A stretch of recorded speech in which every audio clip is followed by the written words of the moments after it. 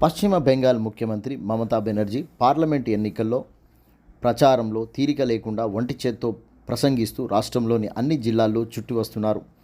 ప్రజలను మరోసారి గెలిపించి పార్లమెంట్లో వారి వాదన, బెంగాల్ సమస్యల మీద గొంతు వినిపించేందుకు పార్లమెంటు సభ్యులను గెలిపించమని అడుగుతున్నారని తెలుస్తుంది.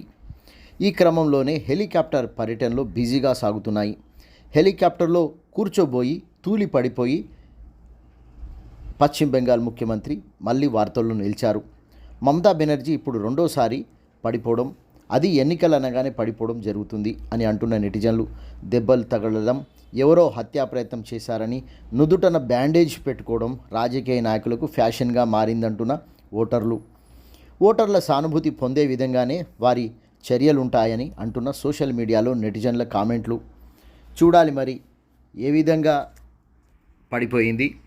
పడిపోయిన సందర్భము ఇవి ఇప్పుడు సోషల్ మీడియాలో వైరల్గా మారిన ఆరోగ్య పరిస్థితి బాగుందో లేదో, బీపీ డౌన్ అయిందా, షుగర్ ఎక్కువైందా, లేకుంటే శారీరక శ్రమ అలసట ఎక్కువైపోయి తూలి పడిపోయిందా, ఇవన్నీ తెలియాల్సి ఉంది.